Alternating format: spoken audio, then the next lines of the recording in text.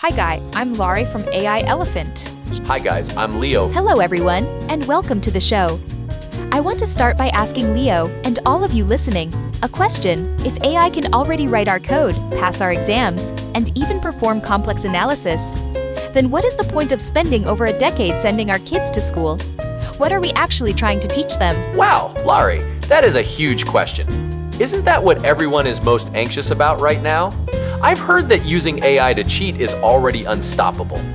If even GPAs and test scores are inflated, how do we measure someone's ability anymore? That is exactly the point.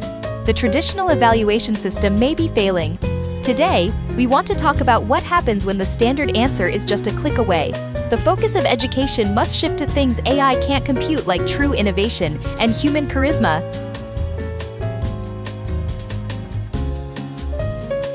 We have to face a reality. The system of using standardized tests for selection is facing a fundamental challenge in the age of AI. Professor Po-Shen Loh, the head coach for the U.S. International Mathematical Olympiad EMO team, recently pointed out two fatal flaws. Two. I'm guessing the first one definitely has to do with cheating. Exactly. Professor Loh observed that AI has turned cheating into a tool, even in industry. Even if schools deploy detectors, the speed of AI's iteration will always be one step ahead. This leads to a terrifying consequence. Universities and employers may no longer be able to fully trust a GPA or a degree. They'll be forced to revert to the most primitive method of face-to-face conversation. Doesn't that just overturn decades of our entire efficiency and evaluation system? What is the second flaw? The second flaw is more fundamental. It is that students can specifically prepare for the test. They drill problems, memorize patterns, and the high score they get in the end only proves they know how to do funded, that one tested. It doesn't mean they know how to solve anything else. The link between test-taking ability and real-world problem solving is completely broken. I get it. So on one hand, AI makes cheating impossible to prevent, and on the other, it makes rote learning completely pointless. It is like it has cut off both legs of traditional education.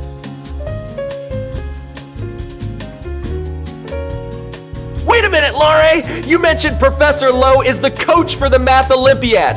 Logically, math competitions should be all about fostering innovation, right? Surely, Thuddy, hasn't been disrupted by AI. That is precisely what Professor Loh has reflected on most. He stated bluntly that today, math competitions are not particularly useful anymore. This is completely different from the 1970s or 80s. Why? In the past, there weren't systematic solution resources like AOP's Art of Problem Solving. For a student to win a competition back then, it proved they were adept at self-teaching. They had to spend a huge amount of time discovering their own solutions, challenging problems they had never seen before. That was real creativity. But it is different. Now we have AOPs, we have all kinds of problem drilling websites. We have AI feeding us problems. Right. Education has now formed rote methods. A competition score today largely reflects a student's diligence in preparation, not their true thinking ability or innovative capacity.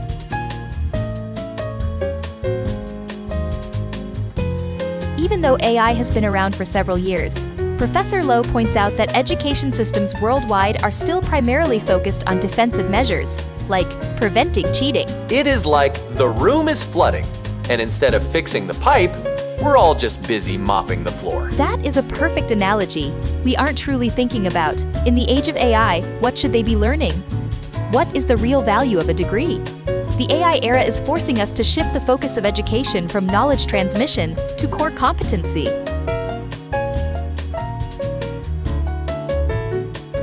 So, what is that core competency in the age of AI? In Professor Loh's educational system, the bottom layer is this single idea. What is it? The ability to think when faced with a novel situation. To put it simply, it is the ability to solve problems you have never seen before. That sounds right, but also very abstract. How do you even teach that? Professor Loh said to use math, but you just said math competitions are all rote. Isn't that a contradiction? It is not a contradiction. The key isn't what you learn, but to be how you learn it. Professor Loh sees math as just the most convenient training tool, but it must be taught using an anti-rote principle. How does this anti-rote method work? The learner must constantly challenge oneself, spending time to discover their own solutions, not memorizing formulas and patterns. The focus is on training the thinking process, not remembering knowledge points.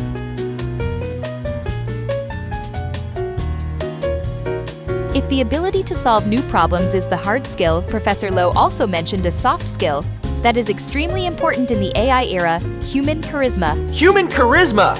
What does that have to do with education? Are they going to teach kids how to make small talk? Don't laugh. In Professor Loh's program, they actually bring in professional actors to participate in live streams, precisely to cultivate the students' people skills. This includes how to attract others, how to build real friendships and connections. I think I get it. In the age of AI, machines can complete tasks, but they can't replace the real connection and trust between people. Exactly. Professor Loh's goal is to build a high-impact network. He uses a small-town model as a metaphor. In a tightly knit, high-trust town, people naturally self-police. You don't dare to do bad things because if you do, your reputation is ruined. This restraint, based on reputation, is something AI cannot simulate.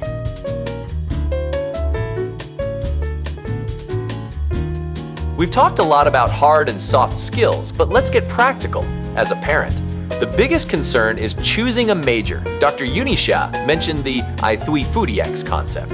Is that the future? Like AI3 medicine, AI3 energy, AI3 cybersecurity? Dr. Xia's point is definitely the mainstream direction in engineering. But Professor Loh offered a higher-level mental model for making that choice. He believes the guiding principle isn't to ask what looks hottest, but to ask what humanity will need. What humanity needs? How do you even judge that? Does he want us to predict the future? Yes, that is exactly it. He suggests that students should always be observing the world, watching the news, and even reading science fiction books. Reading science fiction to choose a major. That is pretty romantic. It is not just romantic. He wants you to think about what the future will be like, so you can predict the next important field for yourself. The formula he gives is your personal interest plus a useful subject. Only if you are both excited about it, for the end, and when it can genuinely help other people, will that field have a future.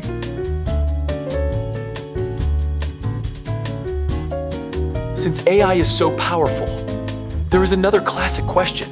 If AI can write its own code, is there any point in us learning to code? On this point, Dr. Xia's view is very clear. Not only is it necessary, but AI has actually set a higher bar for programmers. Why? Because the AI of today can complete the job of an entry-level software engineer. But for complex, product-level projects, the code AI generates will have all sorts of subtle problems. If you don't understand programming, you don't know how to fix it, how to debug it, or how to improve its efficiency. In other words, AI eliminated the junior coder, but created a greater need for senior architects and debug experts. Exactly. And speaking of coding, let's talk about an even more subversive topic: going to college. Professor Loh even said, you don't really need to go to college. What? That is a bold thing to say. College isn't even necessary. Don't get too excited. He is not saying college has no value. He is saying parents shouldn't be so overly involved in their kids' college application process. He believes the greatest value of a top university like CMU might not even be the professors anymore. Then, what is it? The community. It is the fact that you are entering a community of motivated people. It is the people you meet. This goes right back to what we said earlier about the high-impact network. College is transforming from a knowledge transfer center into a high-density network connector.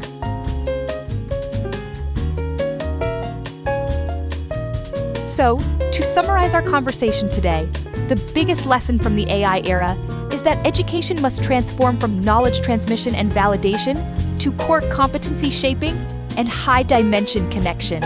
In the past, we chased standard answers, but in the future, we must chase good questions. Exactly. I want to leave everyone with 3 pieces of advice based on Professor Loh's philosophy. First, train your ability to solve new problems. Reject rote learning.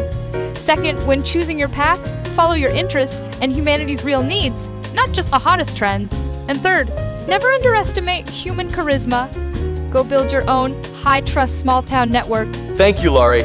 In the fog of AI, Perhaps the only thing we can do is help our children become more flexible, more creative, and more human, to become people who cannot be calculated or replaced by AI,